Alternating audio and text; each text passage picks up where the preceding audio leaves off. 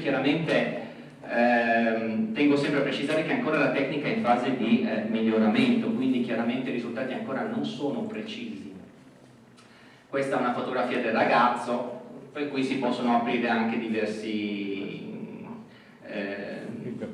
ecco, si possono fare anche altre analisi in questo senso, perché comunque le immagini subiscono anche delle distorsioni, per l'appunto il sistema non è visibile, per cui il ragazzo ha una frangetta e qua chiaramente è molto più scoperta la fronte. Però è stato interessante vedere come due persone hanno reputato questo tipo di riscontro valido. Anche qui, mezzo volto soltanto, lo vedete? Questa è stata la primissima serata di Progetto Medius, c'è scritto una signora di Parma, ha detto secondo me il mezzo volto che voi avete pubblicato, perché stavamo cercando altri riscontri, appartiene a mio figlio, e ci ha fornito due fotografie, due età diverse del medesimo soggetto, e vediamo come effettivamente la frangia, i capelli e gli occhi potrebbero attestare questo livello di corrispondenza. Tra l'altro è presente anche il filmato che documenta questa manifestazione, e su YouTube, se voi cercate Metavisione, Coscienza Cosmica, trovate questi filmati. Anche questo. Qui stavo sperimentando a distanza, dall'altra parte c'era un altro mio collega di ricerche, lui di Perugia, io di Milano, e dove proviamo a fare una sessione io di metafonia, cioè lui in questo caso stava registrando l'audio per capire le voci, le famose voci paranormali, io dall'altra parte facevo metavisione. Abbiamo ottenuto questa immagine e lui è rimasto molto colpito perché ha detto: guarda Marco, secondo me può trattarsi tranquillamente del mio bisnonno. Mi ha fornito una fotografia. Vedete, al di là di tutto il disturbo, di tutta la... ci sono questi tratti del volto che possono tranquillamente farlo riconoscere.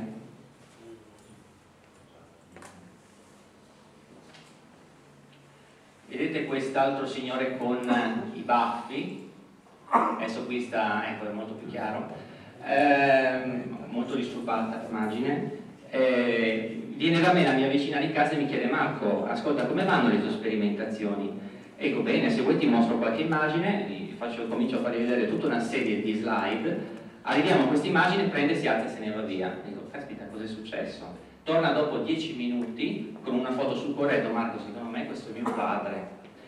Ovviamente lei non aveva un'immagine del papà da giovane, perché questa potremmo attestarla ad un'età pari circa 40-45 anni d'età, però mi ha dato un'immagine del papà. Qui si parla, qui aveva mi pare 55-60 anni, qui l'età molto più anziana, vedete, benché qui l'immagine, qui la persona risulti essere più anziana, comunque può portare dei livelli di corrispondenza, anche in questo caso. Lei se lo ricordava benissimo come era da giovane. Lo riuscite a vedere bene questo volto? Adesso... Sì, adesso ve l'ho. Peccato, perché è il proiettore che non fa vedere bene tutte quante le scale di grigio. Adesso ditemi se lo vedete meglio così il volto, oppure così. Così, oppure, allora qui si vede poco, oppure così. Così? Così? Ok. Allora, all'epoca pubblicai questa immagine sempre in un forum di ricerca e non mi accorsi di una possibile corrispondenza. Mi hanno scritto in tanti e dicevano: ma scusami, non ti sei accorto che potrebbe essere questo personaggio? Allora io ho voluto provare, ho detto: caspita, potrebbe essere, ho voluto provare a sovrapporre questa immagine con l'immagine del personaggio in vita. E osservate bene i livelli di corrispondenza, soprattutto le zone delle alte luci, quindi naso, mento, zigomi, occhi. Guardate chi potrebbe corrispondere, attenzione. Una dissolvenza tra l'immagine metavisiva e quella dell'immagine del personaggio in vita.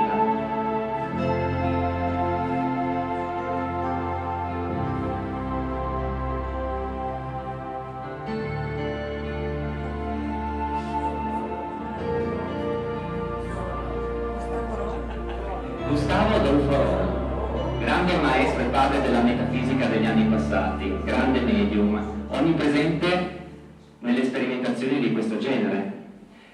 Ovviamente l'immagine è un'immagine molto disturbata, però io da solo non me ne sono accorto, se ne sono accorti altri, ho voluto provare a fare questo filmato ed effettivamente ha un attimino colpito anche me. A me ricordava Steve McQueen. Esatto. Steve McQueen, è vero, adesso che mi ci fai pensare. Ancora lì purtroppo avevamo soltanto le alte luci. È anche bello vedere che spesse volte le immagini sono in tutto e per tutto nella loro anche posa uguali, identiche a delle immagini della persona in vita, a delle fotografie e lì poi ci fu Klaus Schreiber, che è stato questo grandissimo sperimentatore, che è stato tacciato di frode, no? Dicevano che ma tu prendi le immagini delle fotografie sul rotocalchi e poi le metti in TV. Quindi ci sono stati anche i precursori che hanno portato avanti questo tipo di sperimentazione e all'epoca praticamente fu anche ospite Klaus Schreiber di Telemike nel lontano 1987. Cercatelo questo personaggio, Klaus Schreiber, perché ha ottenuto delle immagini eccezionali. E invece c'è una spiegazione all'interno della nostra testa, è presente tutto il film della nostra vita, come può essere presente all'interno della testa, della memoria di un'intelligenza. Sono ricordi mnemonici, quindi ricordi della mente, che vengono utilizzati e vengono poi rappresentati in immagini. Ecco qui è espressa questo tipo di possibile spiegazione. E comunque. Allora, adesso qui vedete come è strutturato il segnale. Questo è l'esito di una sperimentazione e vedrete qui due esseri cosmici, perché poi hanno delle caratteristiche specifiche dal punto di vista somatico. Ed è avvenuto nel centro di parapsicologia umanistica di metafonia di Riccardo Di Napoli, un grandissimo amico, non so se c'è qualcuno qui che l'ha mai conosciuto, però è stato un grandissimo pioniere in campo metafonico, quindi abbiamo provato quel giorno a unire metavisione e metafonia, quindi immagini e suoni. Purtroppo ci ha lasciato quest'anno all'improvviso e lo ricordo con molto affetto. Ok, guardate bene, è un filmato veloce.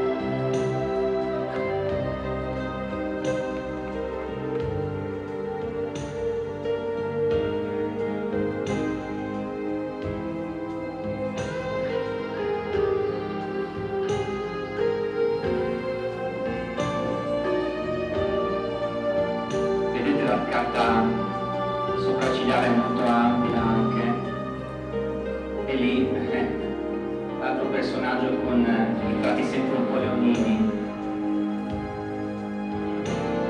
ed effettivamente sono piani dimensionali in contatto con il nostro, che sempre di più saranno presenti, sempre di più aumenteranno i casi di veggenza, di gente che dall'oggi al domani dice: oh caspita, mi è sembrato veramente, era qui presente quella persona o quell'essere, ma non si avrà paura, perché si è in quella vibrazione, come fare un sogno, e nel sogno non si ha paura al di là degli incubi. Barra spaziatrice? Sperando che non si spenga il nulla. Ma come arrivano queste immagini? Come arrivano? Tornando al discorso dei tunnel spazio-temporali che seguono il moto delle energie creative. Ebbene, che cosa sono queste energie creative? Allora, questo è il nostro tunnel spazio-temporale, quello che avete visto in poche parole prima. Si potrebbe poi fare riferimento ai famosi ponti di Einstein-Rosen, se ne parla tanto, però ancora non sono stati dimostrati, ma verranno dimostrati molto presto, si spera. E sono dei passaggi dimensionali strutturati come abbiamo visto prima. Quindi abbiamo un lato energetico e un lato fisico. Il concetto di base è sempre quello, il solito concetto di antimateria e materia. Okay? Abbiamo un universo completamente energetico da una parte e dall'altra parte un universo fisico. L'informazione energetica passa attraverso questo ponte, questo tunnel. E il bello, poi vi farò, non so se voi l'avete notato in questo filmato, capita di vedere dei vortici, non so se voi ci avete fatto caso, queste sfere luminose, si vede soprattutto, poi sperando che si riesca a vedere bene, lo faremo vedere anche da qui, si formano dei veri e propri vortici e in questi vortici si compongono le immagini. Ma perché si utilizza questa struttura spiraliforme? Perché dall'altra parte non esiste attrito, quindi lo spazio energetico, chiamiamolo così, viene piegato e incurvato per dare questo tipo di moto a fine che possa raggiungere il giusto rallentamento e giungere nella nostra dimensione. È difficile un po' tradurlo perché non vorrei utilizzare termini tecnici. Come avviene quindi? Abbiamo un'immagine perfetta, proprio con risoluzione micronica, quindi viene scomposta in punti e arriva a noi. Chiaramente, quando arriva a noi, è soggetta all'abbattimento, al rallentamento della dimensione fisica che è molto più densa e quindi subisce un deterioramento. Per questo è importante l'energia collettiva di tutti. L'energia collettiva di base garantisce la giusta portante. Chiaramente, messa fuori fuoco, si può comunque riconoscere l'immagine, ma certamente non è l'immagine originale. Si spera, per l'appunto, nel prossimo futuro di ottenere immagini molto più nitide. E così sarà e così accadrà, e avremo anche immagini in movimento, complete anche di audio. Quanto tempo ci vorrà non lo so esattamente, ma così sarà. Ma il concetto è molto semplice, perché fa riferimento alla nostra natura atomica, materica, la nostra materia. Cosa abbiamo all'interno dell'atomo? Abbiamo il nucleo, e nel nucleo cosa troviamo? I neutroni, queste particelle che hanno carica neutra o nulla, i protoni, che sono particelle che hanno carica invece positiva, e abbiamo poi che cosa? Gli elettroni che hanno carica negativa. Allora, carica positiva, carica nulla o neutra e carica negativa, che cosa vi fa pensare? Alle tre polarità. In tutte le correnti yogiche c'è il famoso, non so chi dice, qualcuno qui che pratica yoga, quindi Ida, Pingala, Shushumna, sono quei due serpenti che poi formano il caluceo, no? Quello della farmacia, avete preso, sono le correnti di base del nostro essere. Ebbene, queste transitano all'interno della struttura atomica e garantiscono il flusso di questi dati, di queste informazioni. Ecco qui. Sostanzialmente, che cos'è che accade? Normalmente l'atomo è posto in uno status fondamentale, ma quando viene sollecitato da un'energia esterna, cosa accade all'elettrone? Qui abbiamo un esempio soltanto fatto con un solo elettrone. Accade